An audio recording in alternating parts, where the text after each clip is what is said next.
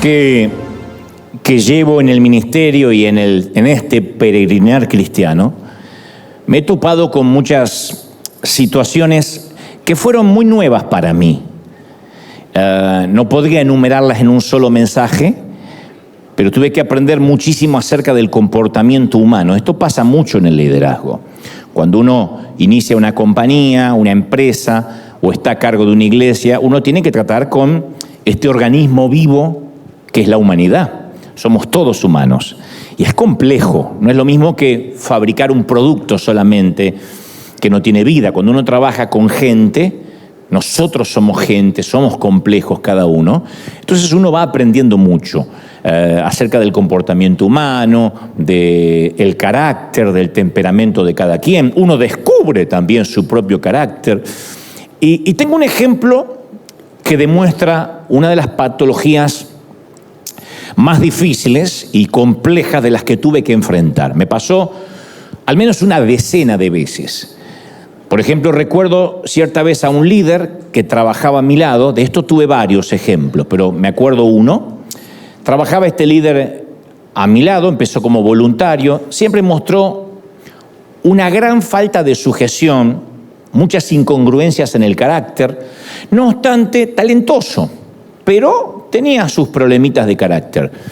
De hecho, inventó una treta para ser contratado, una suerte de mentira, y lo sumamos al equipo, y ya cuando lo sumamos nos dimos cuenta que no estaba capacitado para el puesto al cual él decía que sí lo estaba, para el puesto al cual él aspiraba. Pero ya estaba a bordo, lamentablemente. ¿Qué íbamos a hacer?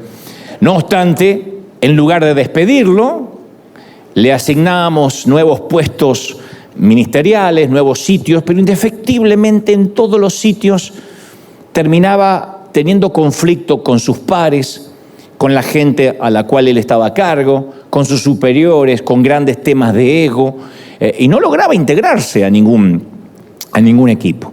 Y muchas veces yo me sentía totalmente frustrado. Lo he hablado en muchas ocasiones con el resto del equipo. ¿Qué hacemos? Pero yo conservaba una luz de esperanza, que esto te habrá pasado con algún empleado si te toca dirigir un grupo de gente o con alguien que está a tu cargo. La esperanza era la posibilidad de poder aconsejarlo, de guiarlo, de pastorearlo. Siempre decía, yo soy el producto de oportunidades. Yo nunca fui lejos de serlo, nunca fui un muchacho perfecto, lo cual me dijeron, wow, lo quiero a bordo, y ofrecía perfección donde iba. Yo traje dolores de cabeza, muchos de mis jefes, mis patrones, mis pastores. Entonces yo decía, tengo que darle la oportunidad si quiere ser pastoreado. Y Dios sabe que no miento, invertí muchísimo tiempo, muchísimo dinero, muchísima energía con él, como casi no lo hice con ningún otro obrero, tratando de hacerle ver que el carácter de un hombre siempre precede a cualquier llamado, a cualquier talento. Que los temas de talento, de oficio se pueden aprender. Las incongruencias de carácter no se cambian de la noche a la mañana. Necesita un proceso, dejarse procesar por Dios. Y notaba que cuando lo aconsejaba, tenía él cierta receptividad. Y decía, sí, tienes razón, tengo que aprender. A los pocos días me llegaban nuevos reportes de incongruencias nuevas y yo volví a invertir horas en aconsejarlo. Alguien de mi equipo me decía, nunca, Dante, te vi con tanta paciencia. De alguna manera, yo me veía reflejado en mi juventud. Él solía decirme, eres mi guía espiritual, eres mi pastor, gracias por tenerme paciencia, Dios está tratando conmigo. Me dice, es lógico que a veces me quieras ahorcar porque a veces ni yo me soporto. Entonces, de algún modo me daba como, me mostraba una actitud que me daba, insisto, cierta esperanza. Un buen día llegó y me dijo, quiero decirte que Dios me habló y me dijo que tengo que irme de aquí y que ya no escuche más al hombre. Yo dije, Eso, que Dios me habló y dijo que no siga más a un hombre. En otras palabras, yo entendí la indirecta. Soy duro para las metáforas, pero esta la entendí clarito. Él me estaba diciendo, yo ya no estoy dispuesto más a oírte, ni a respetarte como líder, ni a honrarte como mi pastor. Punto, se acabó. En otro ámbito esto nunca hubiese ocurrido. No se lo podría decir al dueño de la fábrica Ford o de Coca-Cola o de Apple, pero en términos ministeriales hay gente que se permite estas licencias. La frase Dios me habló no admitía debate alguno. Si acá alguien me dice Dios me acaba de decir, ¿y yo qué voy a discutir si te habló Dios? A lo mejor es una indigestión con burritos al pastor. Pero cuando alguien me dice Dios me habló, entonces este muchacho de la noche a la mañana había eliminado cualquier posibilidad de debate, de discusión. Había eliminado la posibilidad de preguntarme, mira, ¿qué opinas de este sentir? Estoy sintiendo esto. Necesitaría el consejo de quien ha estado en los negocios del reino más años que yo, al menos. No digo que necesariamente seas más sabio o más inteligente, pero me llevas ventaja que estás en esto de servir a Dios desde los 17, 18 años.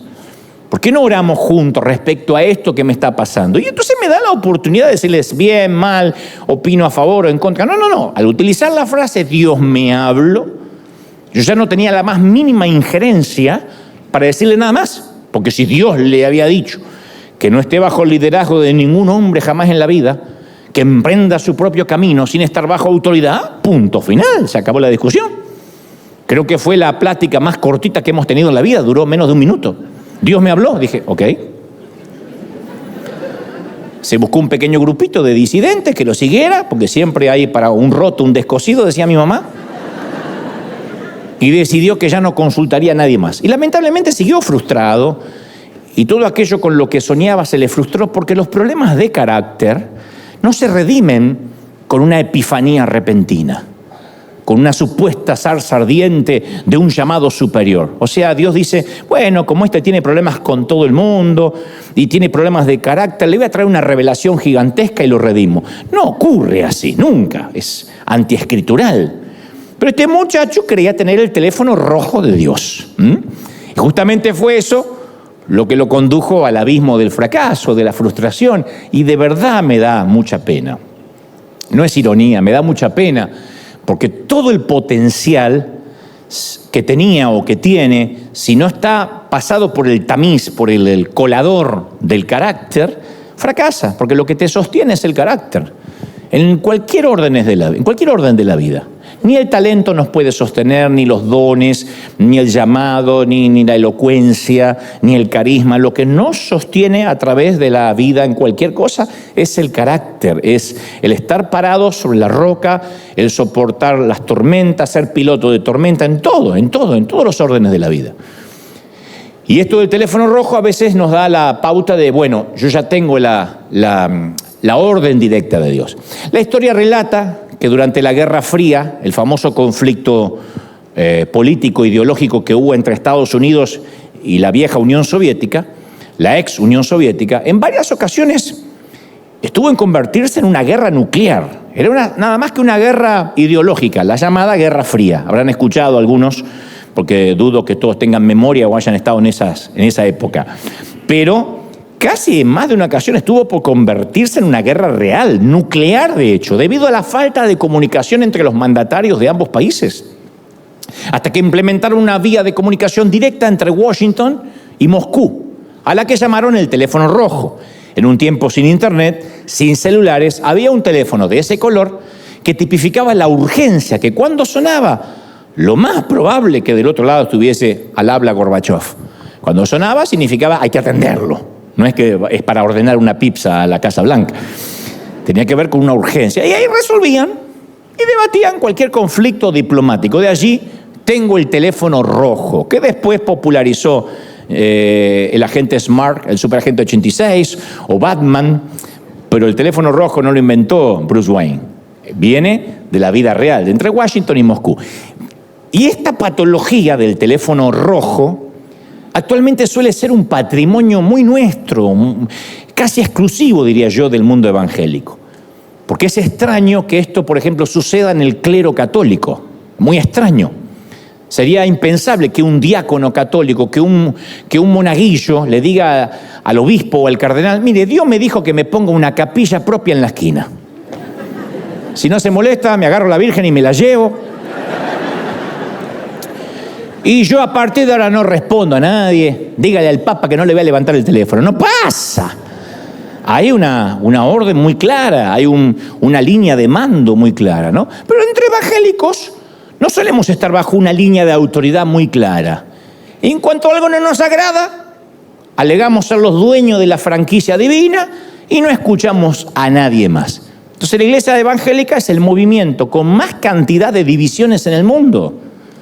En un mismo barrio, hagan memoria los que han venido de otro país. Capaz que acá perdemos esa conciencia porque la mayoría llega en transporte público o en auto y no sabe qué hay a la vuelta. Pero hagan memoria, en nuestros barrios, a veces en un mismo barrio pueden convivir 5 congregaciones evangélicas diferentes. Y 4 de ellas son divisiones de la primera. En un mismo barrio. Este se abrió y el líder de jóvenes se abrió una iglesia. Y el líder de caballeros se abrió otra iglesia. Y la líder se abrió otra iglesia. Y así se van dividiendo y dividiendo. Y como nacen en la división, se siguen dividiendo. Son como las cepas del virus. Se siguen dividiendo. Entonces, si a alguien no le gustó algo que dijo, que hizo, su pastor a la mañana siguiente, Dios le dijo. Dios le dijo que abriera su propio templo. Se acabó. Y si la iglesia donde se congregaba se llama la sana doctrina, él abre la recontrasanísima doctrina. Y a alguien de ahí no le gusta, es el de otra iglesia, la requete contra ultra hiper macro super doctrina al otro lado. Y así van, y se van dividiendo. Es increíble. No importa si el tipo que se divide no tiene preparación teológica, no tiene una historia con Dios. Lo de la preparación teológica es debatible, pero la historia con Dios, tener la historia con Dios, alguien que haya caminado con el Señor, alguien que tenga una historia que contar de procesos, que no vive una espiritualidad prestada, ¿no? No importa si no tiene una denominación seria que lo respalde o una junta ejecutiva que de alguna forma lo controle. Lo importante es que tiene un logo, una idea y un Dios me dijo, y así arranca. Y además tiene una esposa que le dice, sí, cariño, tú eres el nuevo ungido mundial. Ya está. No se debate más.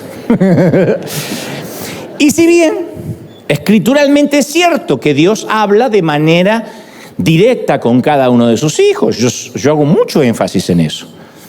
Yo puedo transmitir lo que creo Dios pone en mi corazón, pero después cada uno debe tener su propia relación con Dios. Yo no creo en eso. Pastor, ¿qué le dice Dios para mí? Preocúpate qué te dice a ti. Cada uno puede tener su propia relación con Dios. Pero nunca eso puede ser una excusa para justificar un deseo propio, un simple capricho. A todos nos gusta que Dios nos hable, pero ni siquiera estamos seguros que sea Dios a veces el que está hablando, y mucho menos sabemos qué hacer con aquello que nos dice. Entonces a veces tomamos con tanta ligereza el Dios me dijo, Dios me habló, así dice el Señor. ¿Cuántas veces nos han dicho así dice el Señor? Y te ponen una carga tan grande. Gente que está en el hospital a veces luchando con su salud frágil y viene un loquito y dice, así dice el Señor. Él me dice que algo habrás hecho, por eso te vino este cáncer. Te dan ganas de decirle, internenlo a este porque yo lo voy a matar. ¿Qué es lo que nos hace mal? Si viene un loquito y nos dice, esto le pasó por tal cosa, uno dice, está loco. Pero cuando le agregan, así dice el Señor, eso es lo que después nos deja pensando, ¿será el Señor? ¿Y por qué no me lo dijo a mí? O Dios me mostró. No crean la cantidad de gente que dice, Dante, Dios me mostró que me tienes que regalar un auto. De verdad. Y lo que yo le digo es fenómeno. Apenas Dios me lo diga a mí, te lo mando. Y me dice, sea humilde y obedezca. Bueno, pero Dios no me dijo nada. Estuve con él esta mañana y ni te mencionó y ni me mencionó tu auto. Por eso es la manipulación que ha hecho tanto mal.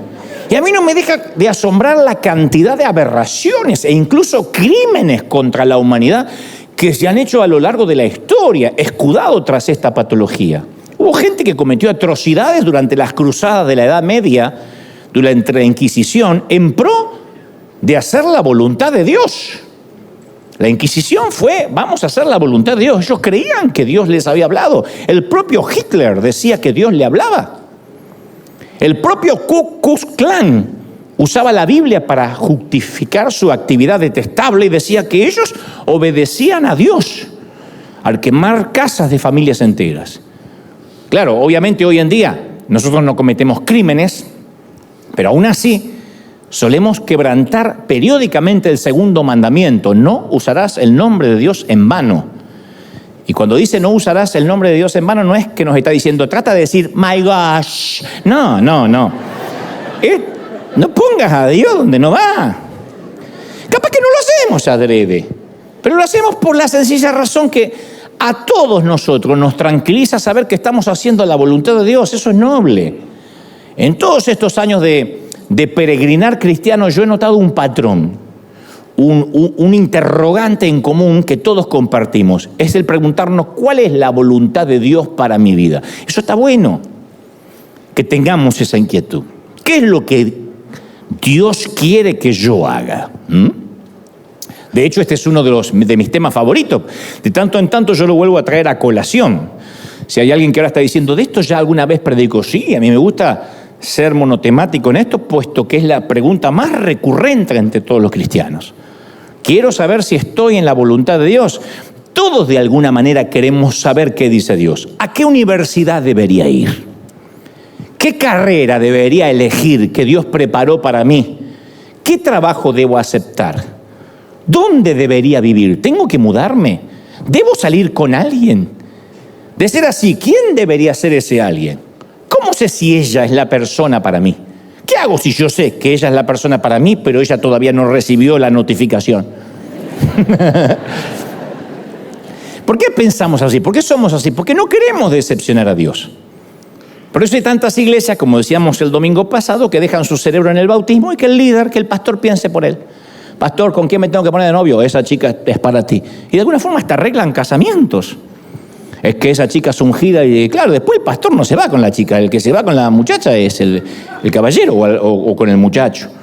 Entonces, a veces es preferible que piensen por nosotros, que nos digan qué ropa usar, cómo comportarnos, si este trabajo es de Dios, si me puedo ir de vacaciones. Hay gente que le encanta que los dominen y que alguien les maneje la vida, para quitarse la responsabilidad, que lo que están haciendo es voluntad de Dios porque me lo dijo el pastor.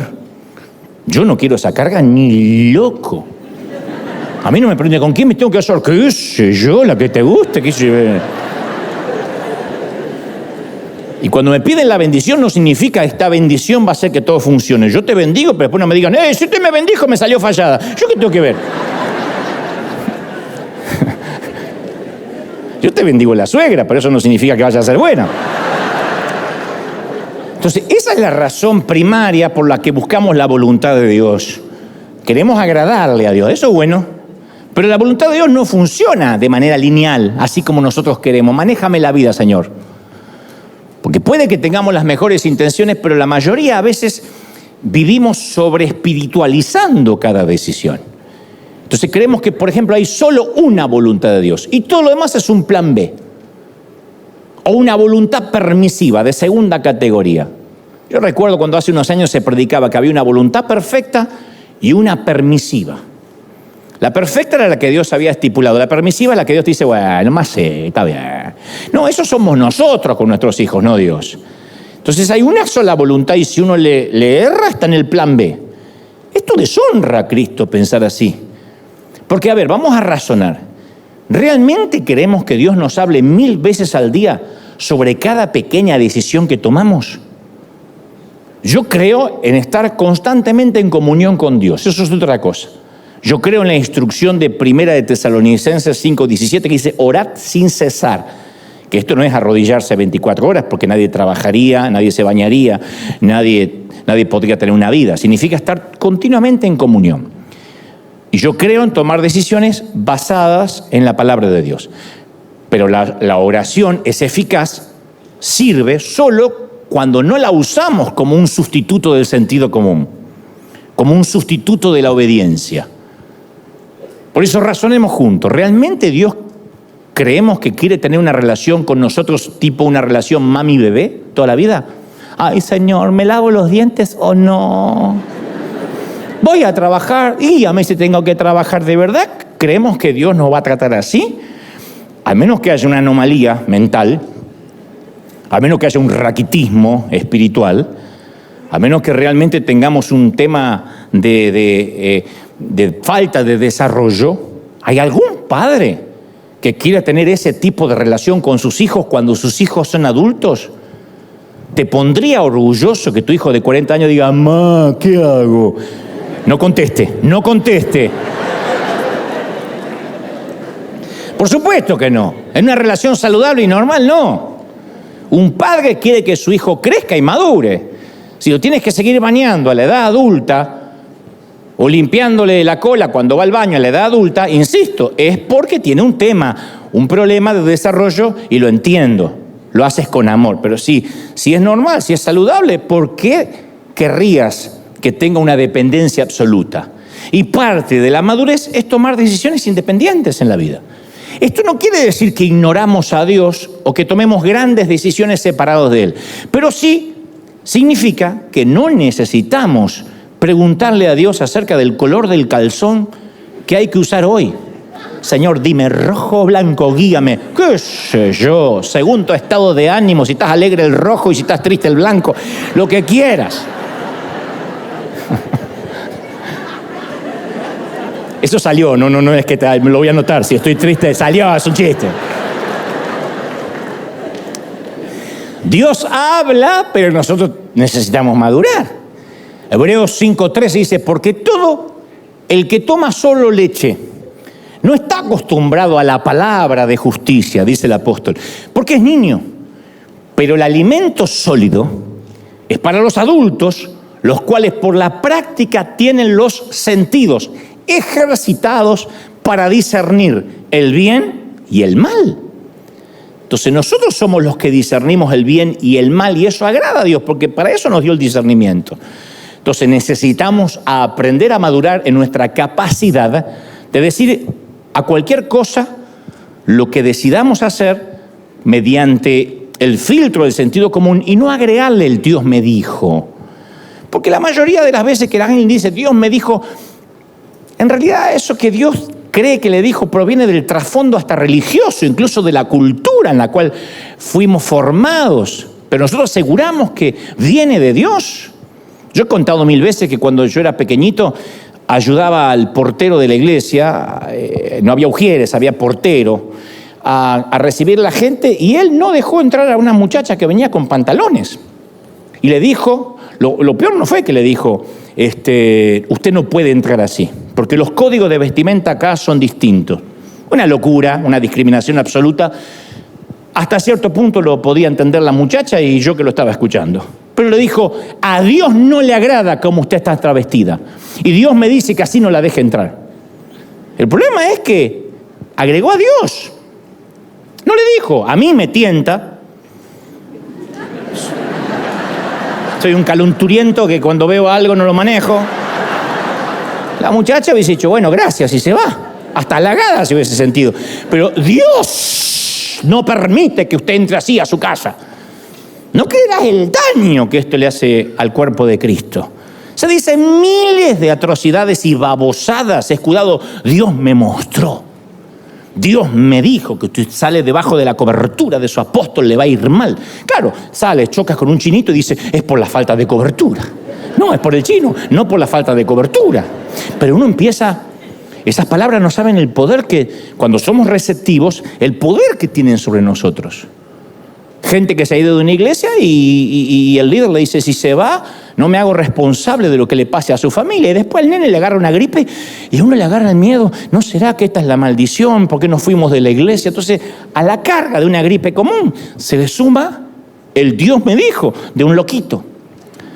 Y a veces ya tomamos una decisión y todo lo que hacemos es buscar una palabrita que nos confirme lo que ya decidimos. Esta dinámica era muy reconocida en los tiempos bíblicos. No estoy inventando nada. Isaías 30:10 habló de las personas que les decían a los profetas, no nos profeticen la verdad. Díganos cosas agradables, profeticen ilusiones. Porque el Dios me dijo también funciona para lo otro, para decir, Dios me dijo que vas a prosperar, Dios me dijo que este es tu año, Dios me dijo que tienes la mayor cosecha de la historia. Y a lo mejor después tiene un año difícil. Y empieza a cuestionar a Dios en vez del mensajero. Y la culpa la tenemos nosotros, los líderes, que hemos generado esa cultura de Dios me dijo, inobjetable, inflexible, indiscutible. Y cuando alguien nos cuestiona solemos decir, es que Dios me lo dijo, yo tengo que obedecer. Y no siempre es Dios quien nos dice.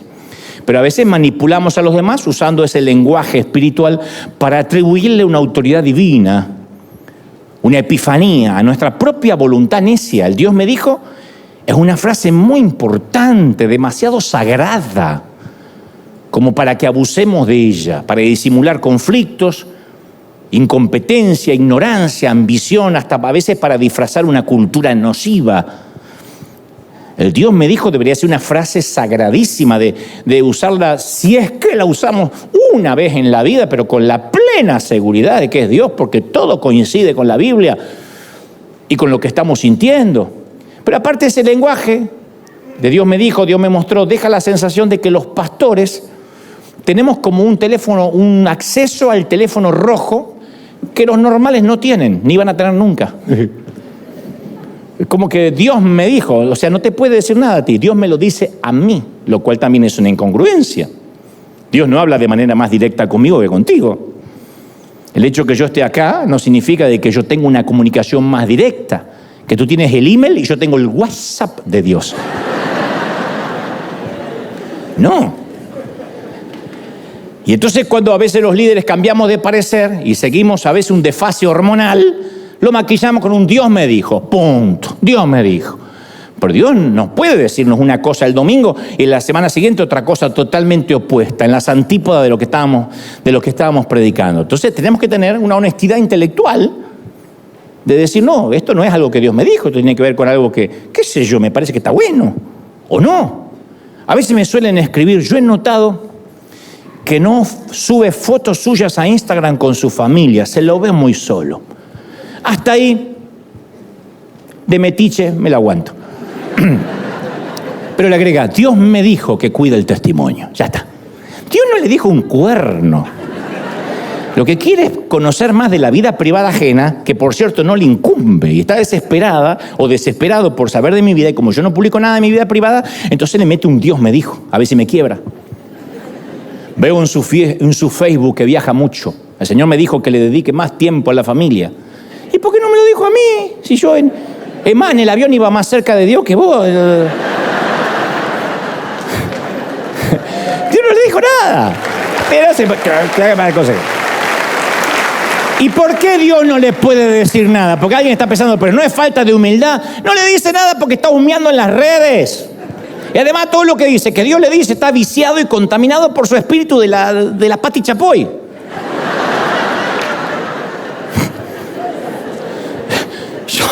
Son chumas que disfrazan su morbosidad con un Dios me dijo para espiritualizar y legalizar y redimir el chismerío barato. Lo mismo sucede cuando se mezclan asuntos de dinero. Yo te digo hoy, Dios me dijo que usted al final de este mensaje tiene que pactar.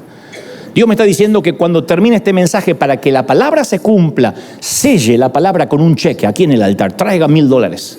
Y Dios va a sellar esa... Lo último es una estafa, es un timo. Para que esta palabra se cumpla, trae el dinero aquí. Eso es una estafa. No me molesta tanto eso como Dios me dijo. Porque la gente siempre va a respetar a un líder que diga, mire, nuestra iglesia se mantiene con donativos. La verdad es que los ingresos bajaron sustancialmente, por ejemplo, y quisiéramos contar con tu generosa ayuda en estos tiempos difíciles. Cuando la gente se siente que no le insultan la inteligencia, que no lo manipulan, da. Y si encima se muestra dónde va el dinero que se da, listo. La gente no tiene más problemas con dar. El problema es la manipulación, que traes a alguien inconverso y Dios me dice que hay un billete de 1,000 ahí que quiere salir. No quiere salir, tú lo quieres sacar. Ese Washington no quiere salir. Vas por él.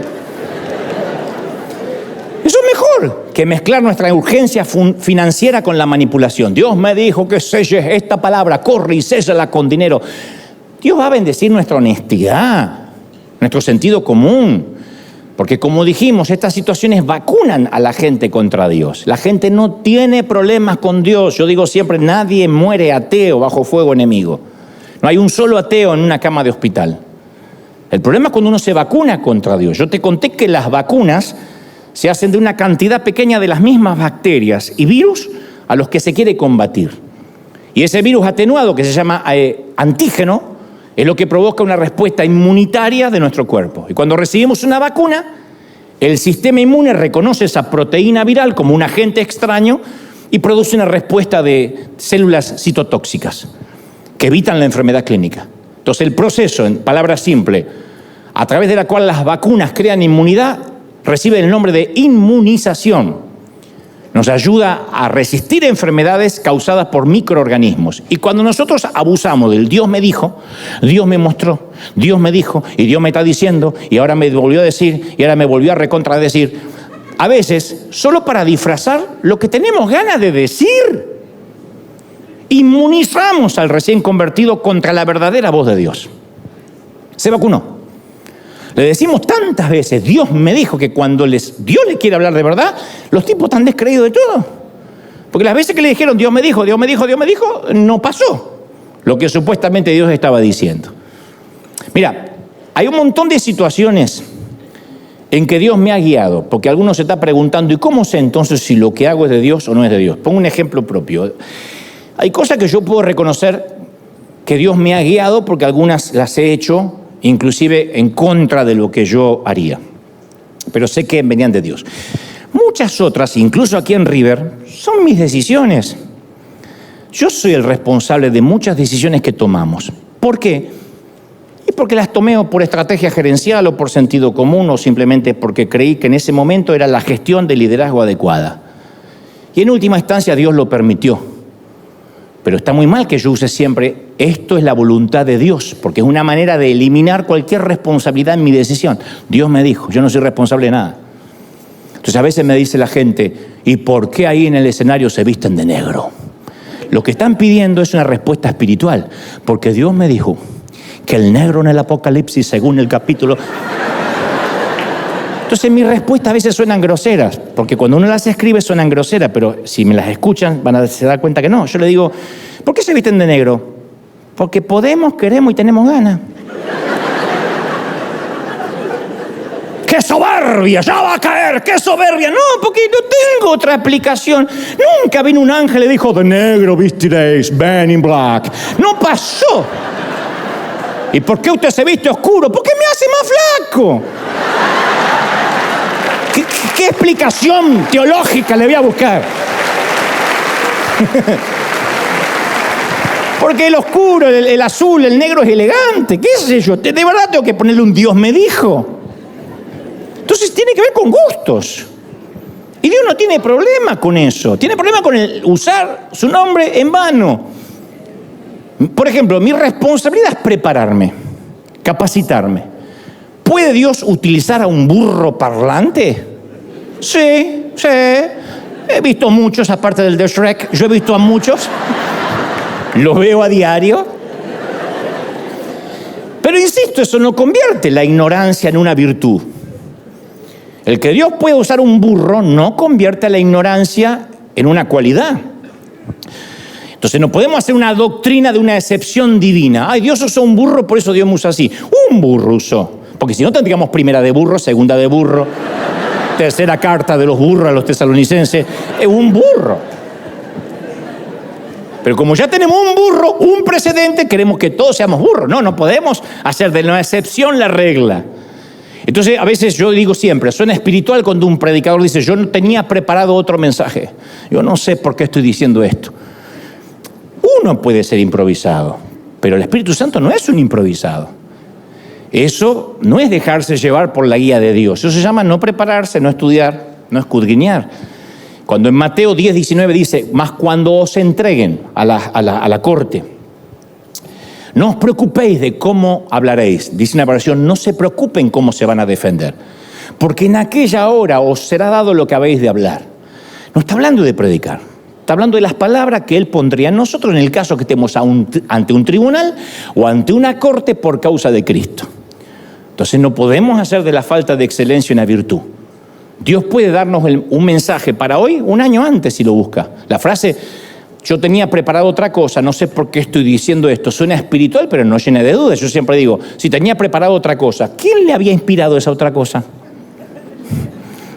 Si este es el de Dios, ¿el de otro de quién era? ¿De quién es el mensaje que acaba de desechar? Si fue Dios también, ¿y qué tuvo Dios? ¿Un desfasaje hormonal esta mañana que cambió de tema a último momento? Entonces suena lindo, yo me dejo guiar por el Espíritu. Y la frase en sí, intrínsecamente, no está mal. Pero eso no significa que Dios no pueda guiarnos con antelación.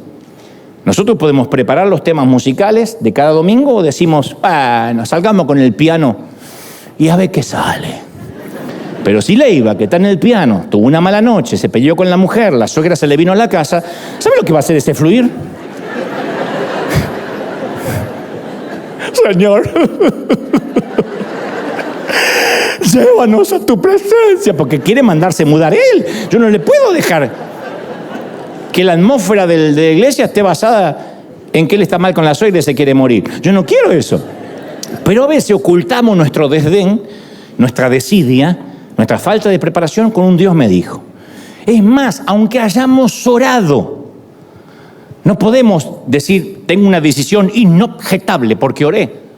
Porque si decimos, Dios me dijo que hiciera o dijera esto, estamos comunicando que nadie puede debatir ni tener duda de lo que estamos haciendo o diciendo. En mi caso yo aprendí a decir, te diré lo que creo que Dios me dijo que te diga. Y también me han dicho, pero eso suena dubitativo, ¿cómo que crees? ¿Te lo dijo Dios o no te lo dijo Dios? Pero yo no estoy seguro si soy infalible. ¿Qué sé yo? Hago el intento de creer que lo que te diré es lo más cercano a lo que creo que Dios me dijo que te diga. Pero es lógico que el mensaje que estoy transmitiendo va a estar involucrada en mi personalidad, mi entorno, mi cultura, mi preparación. Todo eso no es que contamina lo de Dios, es el envase en el cual viene lo que Dios dice. Si no, nos sentamos todos y escuchamos la voz audible de Dios. Pero si Dios nos usa a nosotros, va a usar nuestro acento, nuestra manera de ser, nuestro sesgo, nuestro filtro. Entonces trato de limpiarlo lo más posible, pero obviamente va a estar de alguna forma tocado por mi personalidad. Entonces yo no puedo decir esto es palabra de Dios absoluta, esto es un rema de Dios. Tendría que ver después de Apocalipsis 1 de Dante 1. No.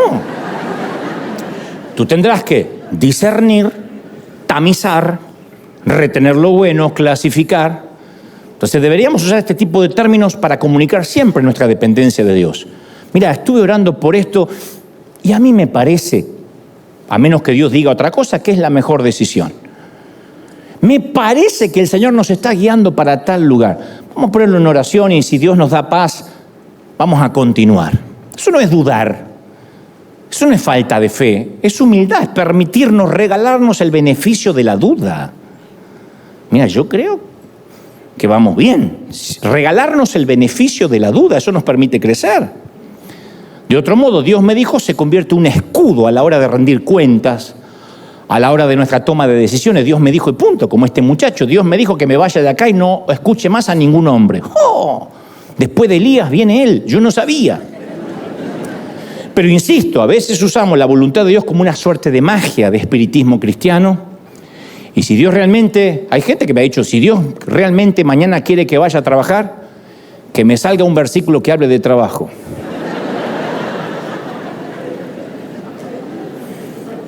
Y al séptimo día Dios descansó. Amén. Es raro.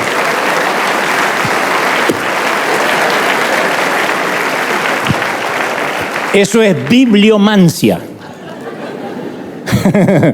O usamos la voluntad de Dios como un intento de negar la realidad, de extorsionar a otros. Yo nací en una cultura donde el muchacho le decía a la chica, no puedes cortar el noviazgo conmigo porque Dios ya me dijo que vas a ser mi esposa. Y la pobre flaca temblando diciendo, tengo que estar con este el resto de mi vida porque Dios lo dijo, Señor. A veces citamos la voluntad de Dios para justificar nuestros excesos personales. Bueno, yo apenas llego a fin de mes, pero Dios me dijo que tenga este auto de alta gama porque cuando le impuse las manos lo declaré mío. Ojalá lo pudieras pagar con imposición de manos. Después cuando no podemos pagarlo, oramos para que Dios borre los discos duros de las computadoras de la sede de nuestra tarjeta de crédito. No va a pasar así, porque Dios no nos va a sacar del lío que nos metimos solitos y menos diciendo que Dios nos dijo que nos metiéramos. Entonces muchas veces cuando en mi caso le preguntaba a Dios si tenía que aceptar una invitación o no. Me invitaban de algunos países, Señor, dime si esta invitación es tuya. Yo recuerdo que oraba durante horas. Y a veces me enfadaba, le decía, Señor, yo lo único que te estoy pidiendo es si tengo que viajar y yo lo voy a hacer. O si me tengo que quedar y cancelar, dime, porque yo no quiero pasarla mal. Suena espiritual, ¿no? Oh, si está aquí Dante es porque Dios le dijo. Pero Dios no me decía nunca nada. Nunca me daba una respuesta clara. Señor, dime. Entonces, después de unos años me di cuenta que yo no estaba buscando la voluntad de Dios para mi vida. Lo que realmente buscaba era librarme de la ansiedad y la responsabilidad de tomar una decisión difícil. Dios es un abridor de puertas, pero no un facilitador celestial, una muleta o un manager lobista. Señor, guíame, Señor. Muchas veces decía, Señor, si esto no es tuyo, que se cancele el viaje. La vida no funciona así. No le va a cancelar el viaje a 300 pasajeros porque yo quiero saber si tengo que viajar o no. Y después que el avión sale y yo me quedé, Señor, para estar bien confirmadito, que se caiga el avión, porque yo así voy a saber si mueren los 300 arriba, sabré de que tú me libraste. La vida no es así, ternurita.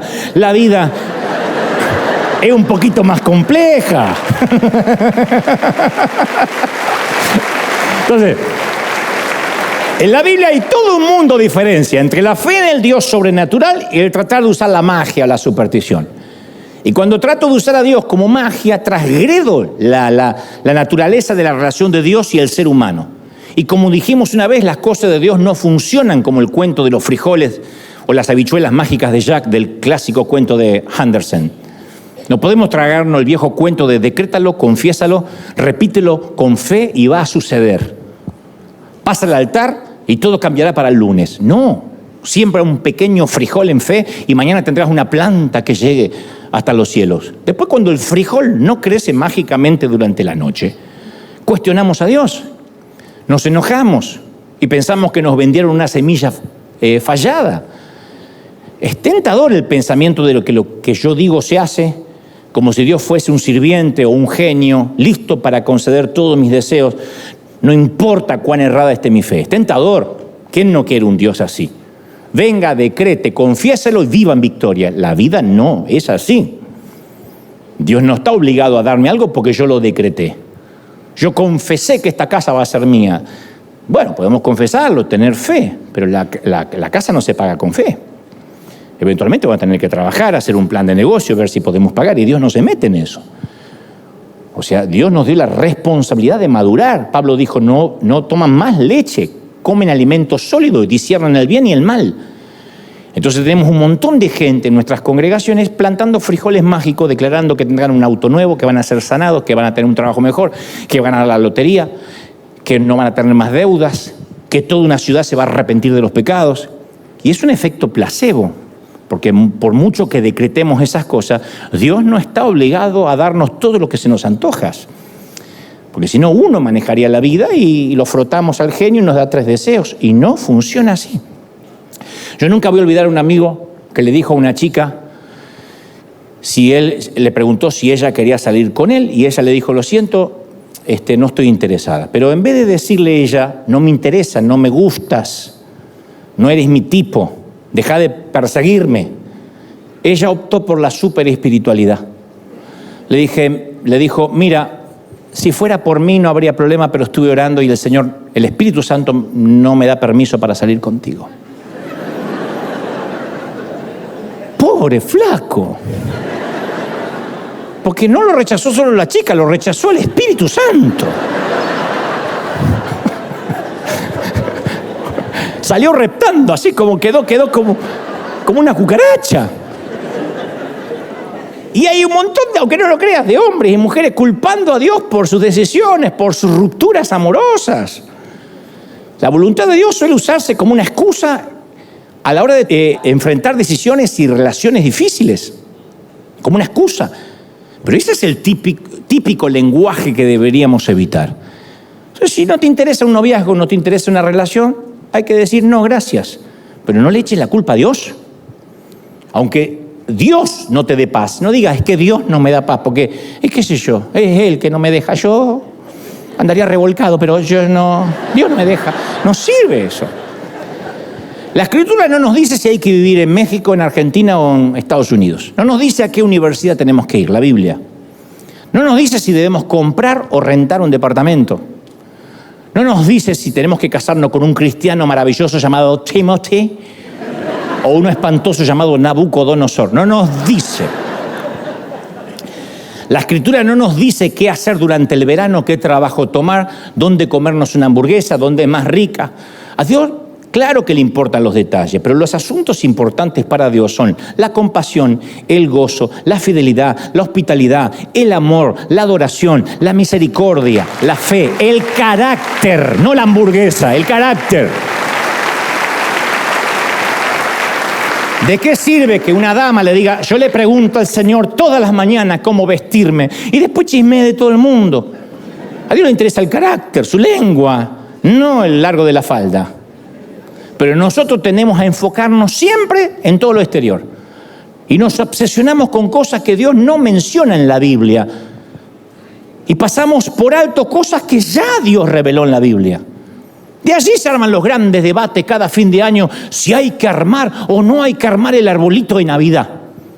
¿Hay que armarlo? No, a mí me han dicho. Una vez en Puerto Rico estaba yo haciendo la fila para subir al avión y había otra fila de otro avión y había uno que me miraba con odio.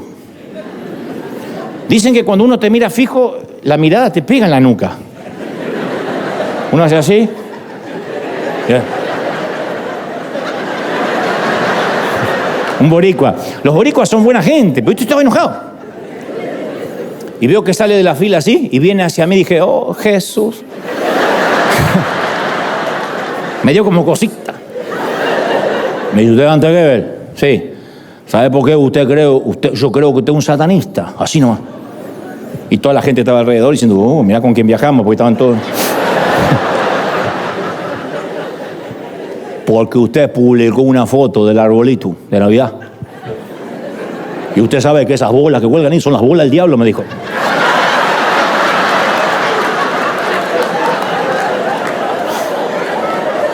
Esas son las bolas del diablo, las bolas de Satanás. No las pude tocar, casi no desarmó el arbolito.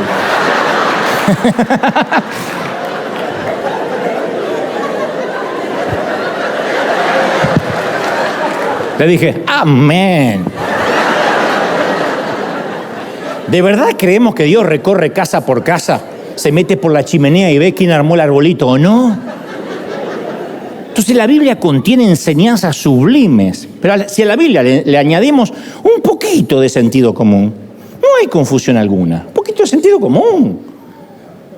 Pero cuidado, el Dios me dijo es tan peligroso como el Dios todavía no me dijo. Así como algunos creen tener el teléfono rojo para justificar cualquier cosa, muchos creen que no hacen nada porque no tienen ese teléfono rojo. Hay un montón de cristianos pasivos que se sienten espirituales por no hacer nada. Ese es el otro extremo. La otra punta del espectro. Profesan su inactividad bajo estoy esperando la voluntad de Dios. Y supone que son sensibles, que son pacientes, pero cuando sobreespiritualizamos nuestras decisiones, la pasividad se disfraza de espiritualidad. Entonces hay gente que también es, Señor, dime si tengo que enviar este correo. Dime si tengo que pintar el baño. Señor, ¿me quedo trabajando hasta tarde o me voy temprano? ¿Qué libro quiere que leas esta mañana? ¿Qué capítulo? ¿Tú crees, Señor, que es un buen día para salir a caminar? ¿Me cambio la camiseta? ¿Me dejo la misma? ¿Debo comprarme un cachorrito o prefieres un gato? Y Dios no tiene hijos estúpidos. Perdón, no por ustedes, sino por la gente que me está mirando. Gálatas 5:1 dice, Cristo murió para darnos libertad de la ley. Así que ¿por qué a veces convertimos la voluntad de Dios en otra ley que nos lleva de regreso a la esclavitud? Como que Dios no quiere que salgamos de casa sin que le preguntemos si hay que salir. Dios no quiere robots. Le dio hasta libre albedrío al propio Adán y Eva. Le dio libre albedrío a Lucifer. Dios no quiere robots. No quiere servidores que no le quede otra cosa que servir y que viven preguntándole cada pequeño detalle a Dios. Cuando era pequeño, me acuerdo que mi papá hizo una mala maniobra en su auto y chocamos. No fue un choque mayor, fue un choque menor, pero caramba, yo me lastimé el labio, mi hermano la cabeza. Antiguamente no se usaban cinturones de seguridad en los autos. Y recuerdo que mamá, ahí cuando estábamos todos nerviosos y esperando a la policía, le decía, viejo, te dije, salimos sin orar. Esto pasa cuando salimos sin la bendición de Dios. O sea que encima, mi papá no tenía seguro ni bendición. Entonces, ¿qué? Si los que chocan es porque nunca oran. ¿Cuánta gente hay aquí en la iglesia que ha tenido choques, accidentes, y no significa que no sean espirituales o ese día no oraron, sino sería completamente arbitrario? Uno ora porque pide la bendición, es lindo orar, uno se siente bien en hablar con su padre, pero no porque esto me asegura un viaje por la autopista sin ningún incidente. Entonces yo he conocido a muchos cristianos paralizados por la inactividad, por la indecisión, y se rehúsan a tomar una decisión sin tener toda la información primero, la certeza completa de que todo va a salir bien. Son los tipos de personas a las cuales el apóstol Pablo tenía en mente cuando le dice en Tesalónicas 5:14, amonesten a los holgazanes, estimulen a los desanimados, ayuden a los débiles y sean pacientes con todos. A veces quiero saber desesperadamente la voluntad de Dios, pero lo que realmente quiero es deshacerme de la angustia de tomar decisiones adultas. Elegir está en el meollo de nuestro ser. Eso nos hace humanos. Elegimos. Cuando realmente elegimos, no tenemos a quién echarle la culpa ni dónde escondernos. Uno elige. De este árbol no vas a comer, elige. Quiero que no comas, después tú elige. ¿Por qué Dios no cercó el árbol? ¿Por qué no le puso alambre púa o lo electrificó? Porque quiero que elijas. Elegir nos estremece. Elegir nos llena de miedo a veces. Pero elegir es fundamental para la personalidad. Dios quiere que aprendamos a elegir bien. Esto puede ser porque de cuando en cuando uno lee la Biblia diciendo, a ver, muéstrame en dónde dice que la voluntad de Dios va a venirme de manera directa. Y no va a aparecer en toda la Biblia, esta es la voluntad de Dios para tu vida respecto a dónde tienes que trabajar. Pablo nunca escribió los 12 pasos para determinar si esta persona es para ti. 5 maneras de discernir cuál es el oficio o la profesión que debes seguir. La Biblia no habla de eso. Lo que sí vemos son frases como esta en Santiago 1:5. Si a alguno de ustedes le falta sabiduría, pídasela a Dios y Él se la va a dar. Pero Dios le da a todos generosamente, sin menospreciar a nadie. Sabiduría, ¿para qué? Para decidir. O en Filipenses 1:9, esto es lo que pido en oración, que el amor de ustedes abunden cada vez más en conocimiento, en buen juicio, para que disciernan lo que es mejor. Podemos orar para tener buen juicio. Señor, ayúdame a elegir mi pareja, dame buen juicio. Dame discernimiento. No me digas, esta es para ti, y baja la rubia como una Barbie. Gracias, Padre. No tenías una, pero morocha para cambiar si esta no va. No, Dios no abastece. Dios quiere que seamos excelentes escogedores. Pero a veces tenemos tantas opciones que en lugar de producir elección nos produce parálisis. Tenemos más películas disponibles de las que jamás vieron nuestros padres en toda su vida. ¿Viste? Ahí tenés una. Y sin embargo, ¿no les pasa que no encuentran una? No hay nada. En Netflix no hay nada. Ya me vi todo. ¿En serio? Mi papá esperaba una película que la pasaban a las 8 de la noche los lunes en blanco y negro. Se hubiese vuelto loco con las opciones que tenemos en Netflix, en Hulu, en Prime, en HBO. Tenemos todo. Y nuestro mundo es un gran buffet de elecciones y eso nos está haciendo morir de hambre. Tenemos tanto que al final no elegimos nada. Y nos hemos vuelto adictos a la elección. Entonces, como no somos capaces de elegir, preferimos que Dios elija por mí. Señor, elige. Y Dios no elige. Te digo algo más, otra razón por la que queremos a veces conocer la voluntad de Dios es por cobardía. Porque hay toda una generación de cristal que no quiere correr ningún tipo de riesgo, no soporta la frustración. Y oran, Señor, ¿qué debo hacer para que no me pase nada malo, para que no tenga que enfrentar ningún fracaso? Guíame. Quieren estar seguros de que la vida les va a sonreír. Quieren que Dios les diga qué hacer para que todo les salga bien, y si algo les sale mal, como son de cristal, se rompen. Dime con quién me debo casar, Señor, dime dónde vivir, qué universidad debo ir, muéstrame el futuro, no quiero arriesgarme. Es una generación que no quiere correr riesgo, y el camino de Dios no es la de la generación de cristal, es el de la sabiduría. Entonces tenemos que dejar de pedirle a Dios que nos revele el futuro y que elimine el riesgo de nuestras vidas, porque hay muchísima gente que cree que si está en la perfecta voluntad de Dios, la vida le va a ser fácil. ¿En serio? ¿De verdad? No, es que si yo elijo la pareja adecuada, si Dios me da la adecuada para mí, el matrimonio va a ser fácil.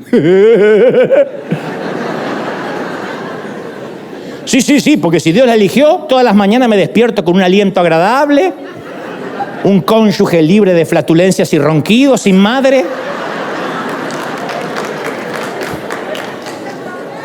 Nada de la otra persona me va a molestar jamás porque me la dio Dios. Quiero saber qué hijos tengo que tener, cuántos, porque si Dios me los manda, yo quiero saber, voy a estar seguro que amarán a Dios, tendrán buenas calificaciones, su cociente intelectual va a ser alto, porque si estoy en la voluntad de Dios, mi vida económica va a estar libre de estrés, de deuda, ¿de verdad? No, me han dicho, si este ministerio es lo que Dios quería, yo no tengo que pasar noches sin dormir o llorando por lo ingrata que es la gente.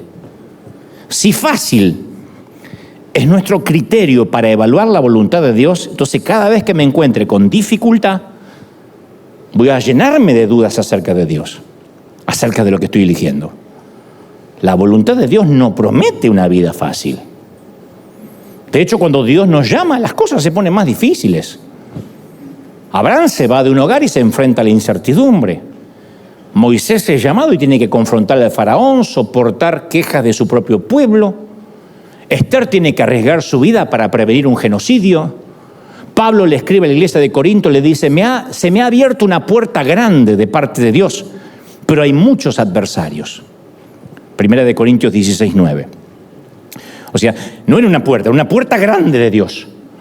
Pero él consideraba a la resistencia de los adversarios como una confirmación de que Dios la había abierto.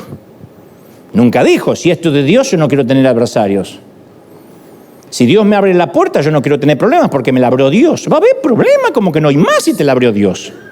¿Por qué Satanás va a atacar una puerta que Dios no te abrió? Si te estás condenando solo, si Dios no te la abrió. ¿Ustedes creen que este muchacho que me dijo, Dios me habló y se fue, Satanás va a perder un segundo en él? Un demonio flaco le dice, ¿quiere que lo persiga? No, ese se liquidó solo, déjalo, no pierdas tiempo.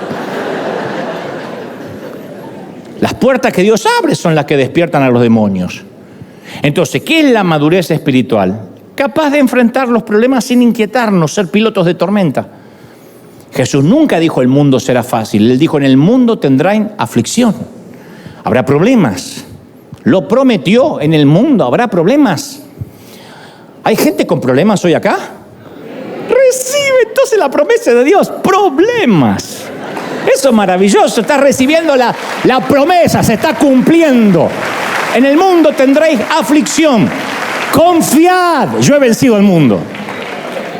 Entonces, en otras palabras, ¿qué es la voluntad de Dios? No es lo que hagamos, dónde vivamos, con quién nos casemos. Es en quién nos estamos convirtiendo. Si el deseo de los padres de cualquier hijo es que llegue a ser una persona buena de verdad, desde luego querrán que ese hijo tome buenas decisiones. Tú no quieres encontrarle una novia para tu hijo. Tú quieres que él elija la mujer que lo va a hacer feliz. De otro modo, es un matrimonio arreglado. Tú no quieres encontrarle el hombre para tu hija. Puedes tener tus gustos, el yerno que sueñas. Pero si ella viene con ese melenudo que se baña una vez al mes y es feliz, que vivan en su propia mugre y sean felices, es tu hija. Pero tú dices, no, decide tú, mija, yo ya te eduqué. Yo te bañé hasta cuando pude, te eduqué hasta cuando pude, después. Señor, impide que ese muchacho, Dios no se va a meter para impedirle nada. Tu única responsabilidad es criarla. Y después ya con el sentido común que tenga, o no,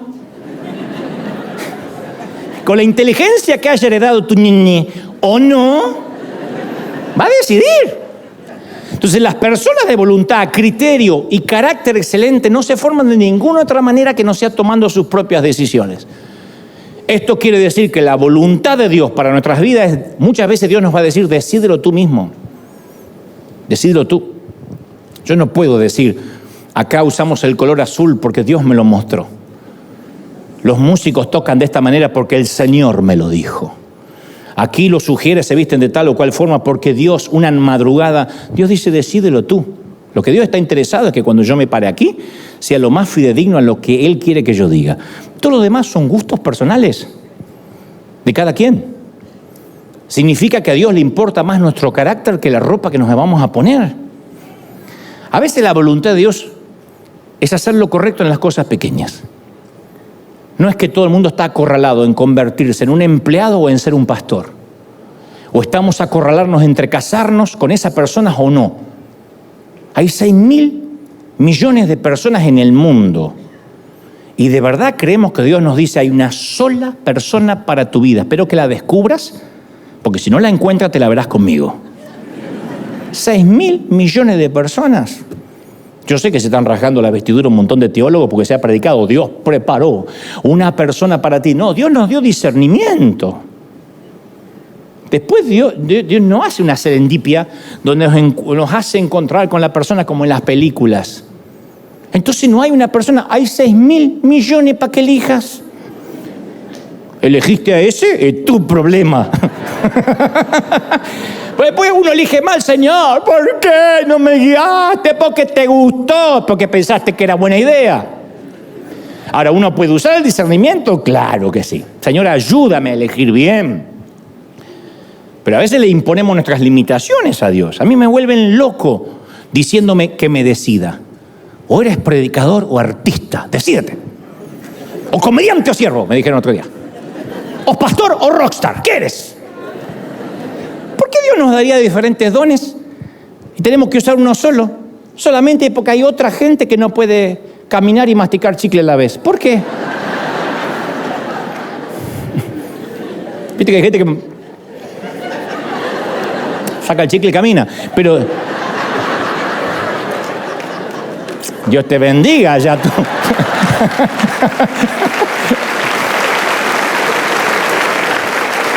Somos llamados a la perfección, no a ser perfeccionista. ¿Qué es perfección? Excelencia inmaculada.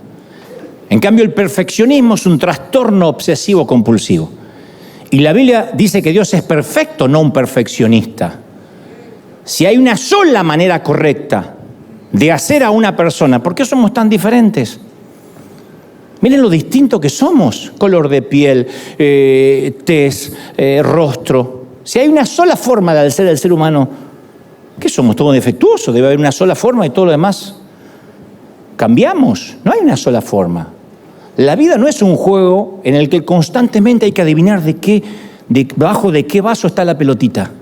Y si me equivoco, ¡ay, estoy fuera de la voluntad de Dios! No. Eso es vivir bajo una presión constante, devastadora de adivinar qué tengo que hacer hoy. En el Edén había un árbol inapropiado. Un árbol que no podían comer, ¿se acuerdan? No porque estuvieron en el Edén, sino porque lo leyeron, ¿se acuerdan? De todos los demás podían comer libremente, de cualquier árbol. No le dijo, yo te voy a dar una lista, una dieta. Arrancas a la mañana por las cerezas, pasa por los higos. Ni se te ocurra en ayuna saltarte a los tomates. No, come libremente. No tenían que levantarse a la mañana y averiguar cuál era el árbol correcto. Había uno que no. Pero después le dio un montón de opciones. A Dios le encantan las opciones porque las opciones desarrollan nuestro carácter. ¿Me siguen, sí o no? Entonces, la Biblia tiene una palabra para las personas que eligen bien y esa palabra es sabio.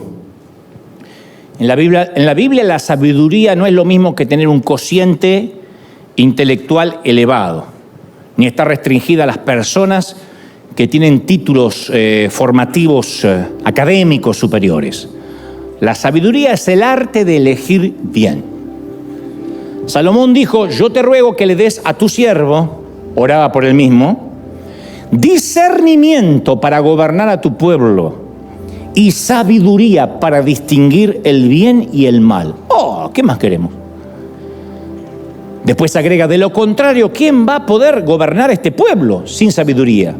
Primera de Reyes 3:9. La primera decisión gubernamental de Salomón fue pedir sabiduría. Y eso iba a guiar todas sus otras decisiones. Y a Dios le encantó el pedido. Le encantó, dijo, porque pediste esto, te voy a dar todo. riquezas, salud, porque pediste sabiduría.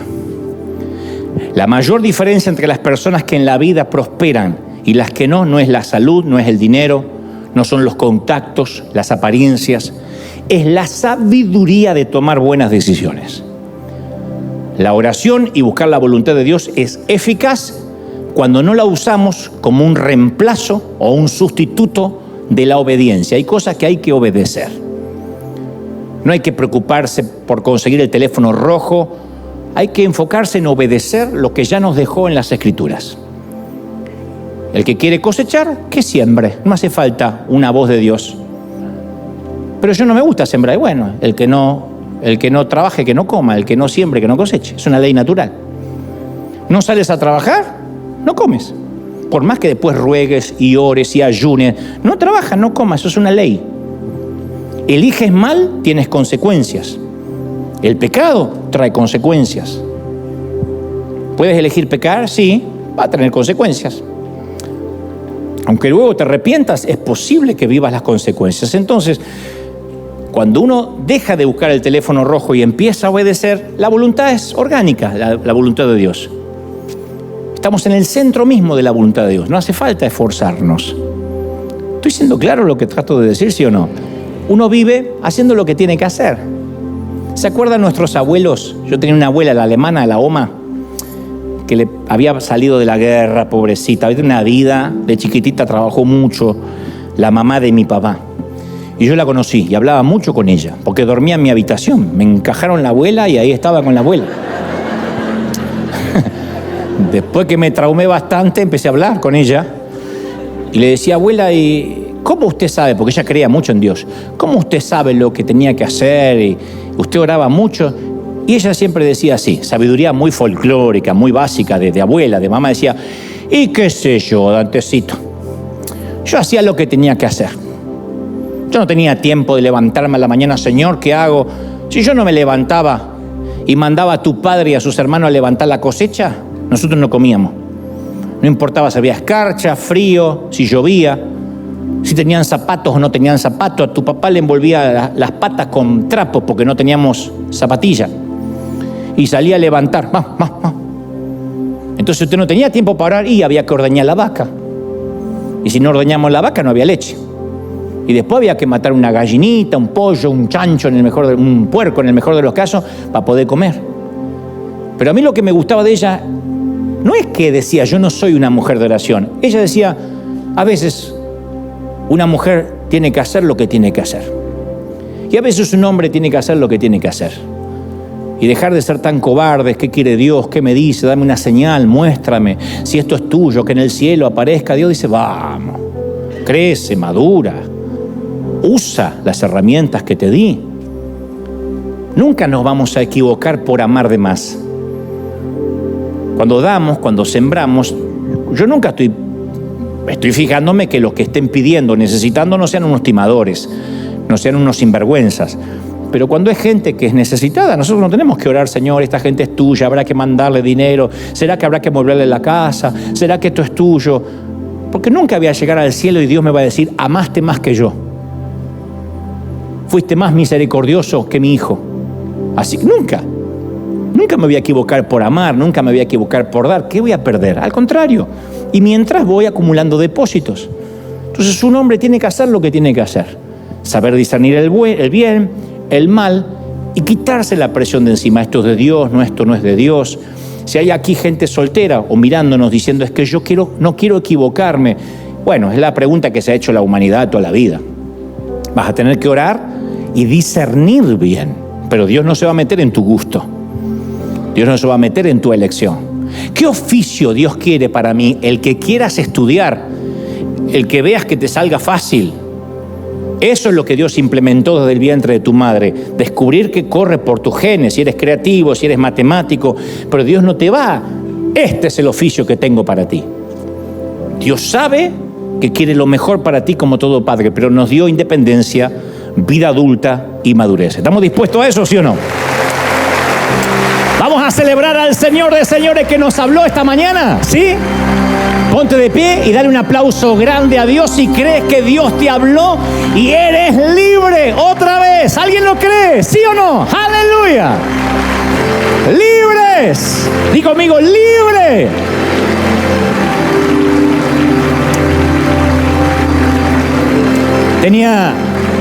Yo tenía 19 años y me fui de mi casa. No, antes me fui, creo que a los 17 y medio. Después volví y me volví a ir. Pero la primera vez tenía 17 y tanto, le dije, mamá, yo quiero ir a vivir solo. En nuestros países, no es como acá, que acá se van los muchachos a estudiar a otro sitio. Es una locura en Argentina irte a vivir solo.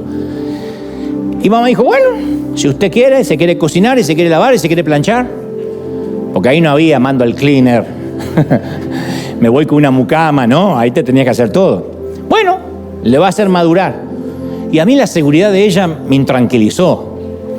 Entonces antes de irme con la maletita le digo, mamá, ¿usted no tiene miedo que yo me meta en lío? Me dice, no, yo ya lo eduqué. Yo ya hice lo que tenía que hacer. Yo le enseñé valores, le enseñé honra, le enseñé respeto. Usted vaya allá, si quiere haga un despadre o pórtese bien. Lo único que quiero, que su padre y yo no tengamos que agachar la cabeza por el barrio, por lo que usted anda haciendo por ahí. A nosotros nos gusta salir con la frente bien en alta en el barrio. Tenga una vida que nosotros no tengamos que agachar la cabeza para abajo. Que cuando lo mencionen por ahí el día de mañana, no sea porque fue preso o porque está haciendo estupideces. Pero yo ya lo eduqué. A mí no me tiene que dar ningún reporte. El Señor dijo, si ustedes sois padres necios, humanos, y saben dar buenas dádivas a los hijos, ¿cuánto más vuestro Padre Celestial? Dios dice lo mismo, yo ya te enseñé, yo ya te eduqué. Solamente ten una vida que no avergüences al Padre que te cuidó, al Cristo que murió por ti, que no tenga que agachar la cabeza cuando hablen de ti. Pero yo ya te eduqué. Tú tienes las herramientas para salir y hacer las cosas bien. Elegir carrera, cónyuge, cantidad de hijos. Yo ya te eduqué. Vive en integridad. Sé honesto. Llega vivo a la muerte. Ten una buena vida, reivindicada. Una vida que merezca la pena vivir. Pero Dios ya nos dio todas las herramientas. Tenemos dudas, podemos acudir a Él. Pero Él quiere que seamos personas adultas, maduras, que sepamos discernir el bien y el mal. ¿Estamos de acuerdo, sí o no? Pon la mano en el corazón y vamos a orar. Señor, gracias por esta mañana, tarde o noche. Aquí y en el resto del mundo, Padre, he transmitido lo que creo me has dicho, lo que creo has puesto en mi corazón. Señor, queremos tomar decisiones. Ora al Señor con tus palabras y dile, Señor, quiero a partir de ahora, a partir de este mes de mayo que se termina, comenzar el mes de junio, comenzar el mes 6 del año, se va a terminar el primer semestre del año y comenzamos la recta final de ese primer semestre diciendo, Señor, perdóname si te he ido a buscar todos los días como un bebé. Ayúdame, Dios, a tomar decisiones basadas en la guía del Espíritu, en el sentido común, en la sabiduría del discernimiento. El camino de la sabiduría, haznos sabios, Señor. Haznos sabios para tomar decisiones que no lamentemos. Haznos sabios para nuestra economía, para nuestras finanzas. Haznos sabios para sentarnos y hacer presupuestos. Haznos sabios, Señor, para decidir qué haremos, cómo lo haremos, de qué forma. Úsanos, bendícenos, tócanos. Y ahora sí, si puede cada uno orar con sus propias palabras. En casa, los que están recibiendo a Cristo en su corazón ahora y dice, Señor, yo quiero que entres en mi vida. Yo oro por todos los que se unen. Vamos. Clama al Señor. Tomemos unos minutos para orar. Si puedes levantar las manos, si puedes orar, si puedes adorar. Son 1 o 2 minutos que vamos a orar juntos. Clamemos al Señor. Digamos, Señor, gracias por esta palabra. Gracias por bendecirnos. Gracias por quitar peso. Gracias por quitar esa carga, esa cautividad mental. Señor, tú nos has mandado a traer libertad a los cautivos, a liberar a los oprimidos. Libera las mentes, libera de toda cadena, de toda opresión religiosa, de todo sesgo, de todo aquello que impide, que ata a la gente, a todas aquellas cadenas que ataban los corazones, el alma. Señor, somos libres, somos bendecidos, somos tocados por ti. Padre, yo declaro bendición, yo proclamo que hay una atmósfera de gloria, de bendición, de libertad. ¿Cómo no estar agradecidos? agradecidos? ¿Cómo no estar agradecidos, Señor? Si tú nos dices, confío en ti, yo sé de qué estás hecho. Gracias, Padre. Gracias, Señor, por esa voluntad orgánica que se hace en nosotros, por esa comunión que crecerá contigo todos los días. Yo bendigo a estos tus hijos, bendigo a este tu amado pueblo, los bendigo en la salida, en la entrada, en su acostarse y su levantarse. Bendigo el fruto del vientre, el fruto de sus manos. Los bendigo en las fronteras, en la entrada y en la salida, la arteza de amasar las herramientas de trabajo. Los bendigo en el campo y en la ciudad. Los bendigo en los barrios pequeños y en los más sofisticados. Tu bendición esté sobre ellos. Tu bendición esté sobre tu pueblo. Tu voluntad se cumpla orgánicamente, de manera que lleguemos a la medida de la estatura de la plenitud de tu Hijo. Lo creemos, Señor. Lo declaramos y somos benditos en el cuerpo, en el alma y en el espíritu. Amén y amén. Gloria a Jesús. ¡Aleluya!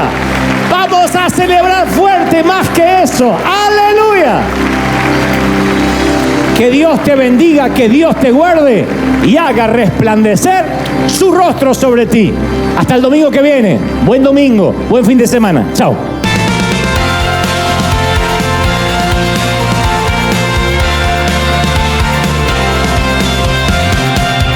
Apareciste una noche de soledad, abandonado y perdido te reconocí. Tu voz diciéndome no temas, yo estoy aquí. El Padre me envió por ti y me curaste las heridas, me sanaste, mi Jesús. Todas mis cargas las dejaste allí en la cruz. Algo tan grande no lo puedo comprender. Oigo tu dulce voz diciéndome una y otra vez: oh, oh, oh, oh, eres bienvenido, eres amado. Una y otra vez: oh, oh, oh, oh, bienvenido a River. Eres